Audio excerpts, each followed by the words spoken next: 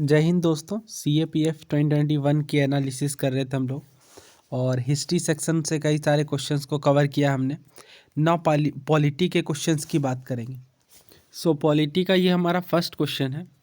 Which one of the following power of the supreme court is also conferred on a high court. यानी आपको चार options में powers के बारे में दिया गया है सुप्रीम कोर्ट का, और ये इनमें से कौन सी जो पावर है ये हाई कोर्ट के पास भी है।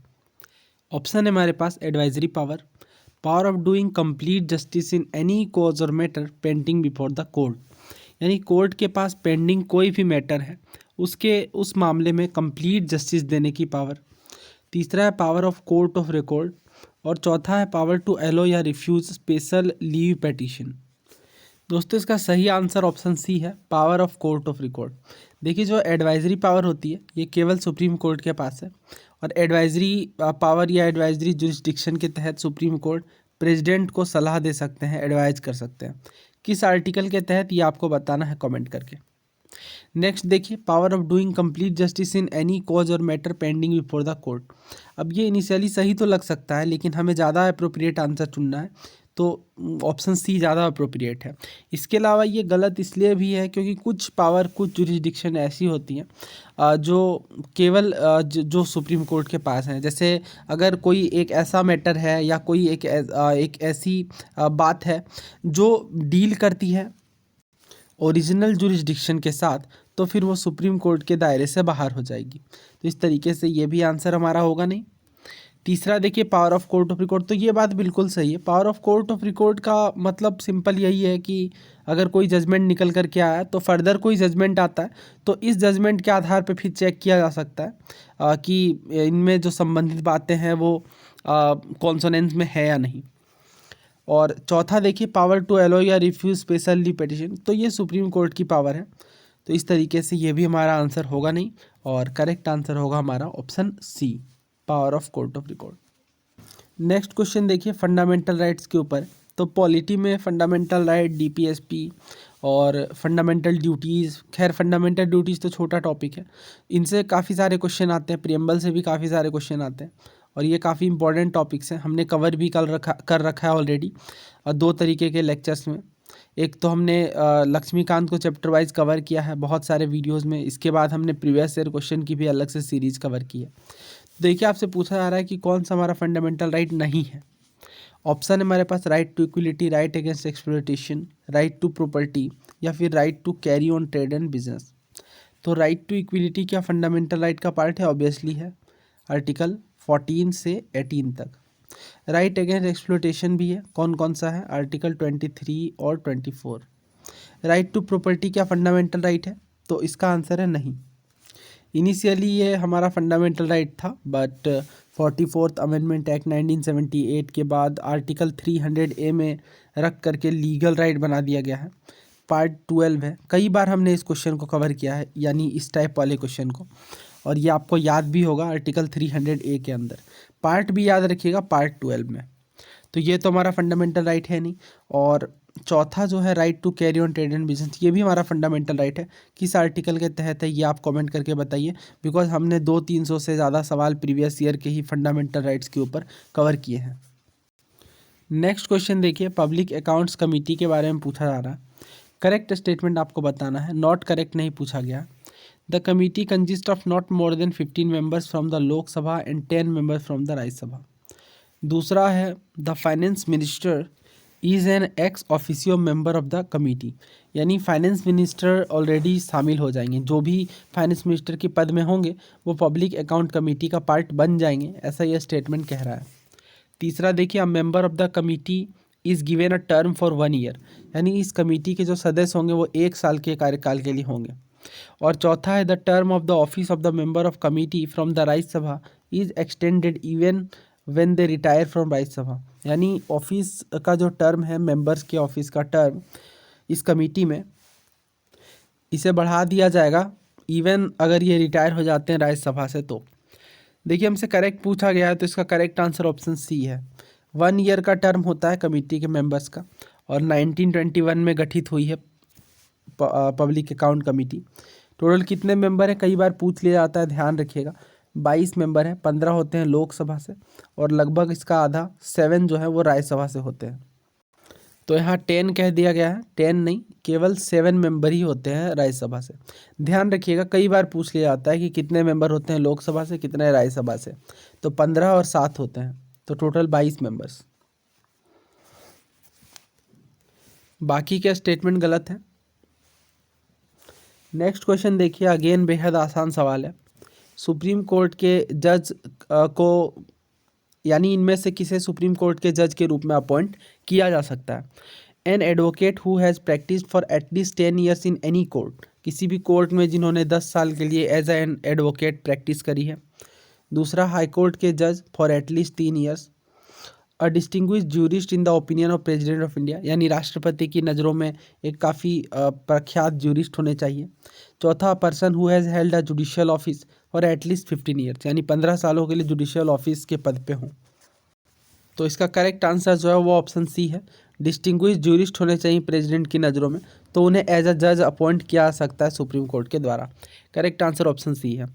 यहाँ पे देखिए 10 ईयर्स कह दिया गया है और एनी कोर्ट कह दिया गया है, एनी कोर्ट नहीं। अगर यहाँ पे हाई कोर्ट की बात की जाती तो ये सही होता।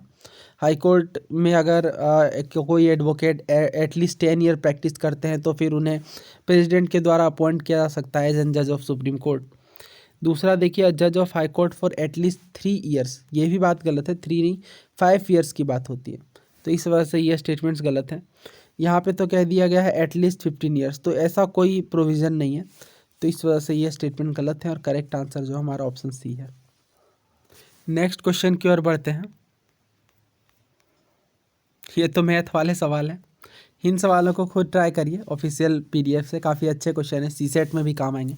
वैसे ये सवाल बड़ा आसान है, बट मैं सेपरेटली मैथ के सवाल कवर कर दूंगा अगर आप कमेंट करेंगे तो।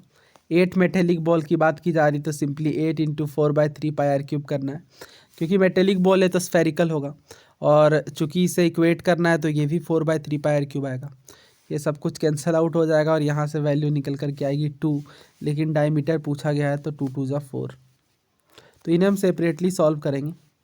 नेक्स्ट पॉलिटी का क्वेश्चन देखिए, who among the following warned his colleagues that the constituent assembly was British made and was working with the British plan as the British would like it to be worked out, यानी किन्होंने warn किया था अपने colleagues को हमारे संविधान सभा में कि जो हमारा कॉन्स्टिट्यूशन बन रहा है ये ब्रिटिशर्स के अकॉर्डिंग है और ब्रिटिशर जैसा चाह रहे थे सारी चीज़ें वैसे ही चल रही हैं।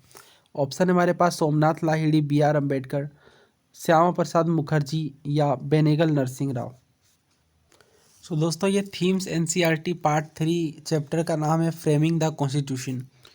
यहाँ पे आप देख सकते हैं the will of the people के बारे में बताया गया है। एक्चुअली ये जो चैप्टर है ये डील करता है किस तरीके से हमारे संविधान सभा में हमारे कॉन्स्टिट्यूशन का निर्माण होता है। तो विल ऑफ द पीपल मतलब जनता की क्या इच्छा है। तो एक कम्युनिस्ट मेंबर है सोमनाथ लाहिड़ी, इन्होंने ब्रिटिश इंपीरियलिज्म के डार्क हैंड्स को देखा है और इसके बाद ये कॉन्स्टिट्यूएंट असेंबली में अपना विचार रखते हैं और बताते हैं, अपने जो कलीग्स हैं उन्हें आगाह करते हैं कि जो कॉन्स्टिट्यूएंट असेंबली है ये भी एक ब्रिटिश मेड है और ब्रिटिश प्लान के अकॉर्डिंग वर्क कर रहा है, ब्रिटिशर जैसा चाहते हैं वैसे ही ये वर्क कर रहा है। तो यहाँ से ही ये क्वेश्चन फ्रेम किया गया है। इस तरह के स्टेटमेंट बेस्ड कई सारे क्वेश्चन हैं इस चैप्टर से जो पूछे जाते हैं और ये सब कुछ मैंने ऑलरेडी कवर किया है, डिस्क्रिप्शन बॉक्स में मैं लिंक डाल दूंगा, आप ज़रूर देखिए, काफ़ी फ़ायदा होगा बिकॉज सारी चीज़ें सेग्रीगेटेड हैं, तो मैंने सब कुछ कंपाइल कर दिया है। ऑप्शन ए बिल्कुल करेक्ट है। नेक्स्ट क्वेश्चन देखिए, अगेन एक आसान सवाल है, who among the following fixes the date of election of the speaker of the Lok Sabha. Lok Sabha speaker के इलेक्शन डेट को फिक्स इनके द्वारा किया जाता है। तो इसका करेक्ट आंसर ऑप्शन ए है, the president of India. Next question देखिए, पर्सनल लिबर्टी के बारे में कौन सी बात सही नहीं है ये आपसे पूछा जा रहा है। A state does not have the authority to deprive any person within the territory of India of his her personal liberty without any rational basis, यानी बिना किसी रेशनल बेसिस के स्टेट जो है वो डिप्राइव नहीं कर सकती किसी पर्सन को उसकी टेरिटरी से। दूसरा, basis of depriving a person of his personal liberty must be in accordance with procedure establish by law, यानी कानून के द्वारा जो प्रोसीजर इस्टेब्लिश किए गए हैं उसी के आधार पर पर्सन को डिप्राइव किया जा सकता है उसकी पर्सनल लिबर्टी से। तीसरा, personal liberty can be secured by the judicial writ of habeas corpus. Habeas corpus writ issue करके पर्सनल लिबर्टी को सिक्योर किया जा सकता है। चौथा कहा जा रहा है जो मेजोरिटी व्यू है सुप्रीम कोर्ट का AK गोपालन versus state of Madras case में, इसी में ड्यू प्रोसेस ऑफ लॉ का कॉन्सेप्ट निकल करके आया है। तो देखिए ये बात यहाँ पे गलत है। देखिए दो कॉन्सेप्ट होते हैं रूल ऑफ लॉ के अंदर, पहला होता है प्रोसीजर इस्टेब्लिश्ड बाय लॉ और दूसरा होता है ड्यू प्रोसेस ऑफ लॉ। अब ये जो प्रोसीजर इस्टेब्लिश्ड बाय लॉ है ये ब्रिटिश ओरिजिन का है और due process of law American origin का यानी USA की ओरिजिन। दोनों में मेन डिफरेंस तो यही है कि ये नैरो व्यू देता है और ये वाइडर व्यू देता है। नैरो व्यू का मतलब ये है कि प्रोसीजर इस्टेब्लिश बाय लॉ में केवल ये चेक किया जाएगा कि कानून में जो बात लिखी हुई है उसके अकॉर्डिंग चीज़ें इंप्लीमेंट हो रही हैं या नहीं। But due process of law में ऐसा नहीं देखा जाएगा, बल्कि प्रोसेस भी चेक किया जाएगा कि जो प्रोसेस है, जो प्रोसेस यूज किया जा रहा है इस कानून को प्रोटेक्ट करने के लिए, वो प्रोसेस भी सही है, न्याय संगत है या नहीं। इस वजह से ये वाइडर एप्लीकेशन रखता है ड्यू प्रोसेस ऑफ लॉ। हालांकि कई बार मैंने डिटेल में डिस्कस किया है, तो ऑब्वियसली फिर ये यहाँ से ओरिजिनेट नहीं होगा, राइट। तो इस वजह से ऑप्शन डी गलत है और हमसे इनकरेक्ट स्टेटमेंट ही पूछा गया था। नेक्स्ट देखिए DPSP के ऊपर एक काफ़ी आसान क्वेश्चन आया है, नॉट करेक्ट आपको बताना है। They are not enforceable in a court of law. Court of law में एनफोर्स नहीं किया जा सकता DPSP को। तो हमें पता है कि जो DPSPs होते हैं ये नॉन जस्टिसिएबल होते हैं, यानी कोर्ट में एप्लीकेबल नहीं होते। दूसरा देखिए they can override all the fundamental right. तो ये बात गलत है। फंडामेंटल राइट और DPSPs की जब बात आती है तो फंडामेंटल राइट तो एप्लीकेबल होते हैं और सुप्रीम नहीं होते। ऑब्वियसली जो DPSPs हैं ये फंडामेंटल राइट के मुकाबले प्रायोरिटी नहीं दी जा सकती, फंडामेंटल राइट को प्रायोरिटी दी जाएगी। तो ये ओवरराइड नहीं कर सकते फंडामेंटल राइट को। तो इस वजह से ये बात गलत है और हमसे गलत ही पूछा गया है, इसलिए करेक्ट आंसर होगा हमारा ऑप्शन बी। आगे पढ़ लेते हैं। सोशल और इकोनॉमिक जस्टिस की बात करता है। ऑब्वियसली हमने कई बार कवर किया है DPSPs के लेक्चर में। फ्री लीगल एड की बात करता है, बिल्कुल फ्री लीगल एड की बात करता है। किस आर्टिकल में, ये आप बताइए कमेंट करके, बिकॉज हमने बहुत बार DPSPs पर डिटेल्ड लेक्चर कवर करी हैं, प्रीवियस ईयर क्वेश्चन भी बहुत बार कवर किया है। दोस्तों इस वीडियो में इतना ही रखते हैं, जल्द मिलते हैं नेक्स्ट वीडियो में। और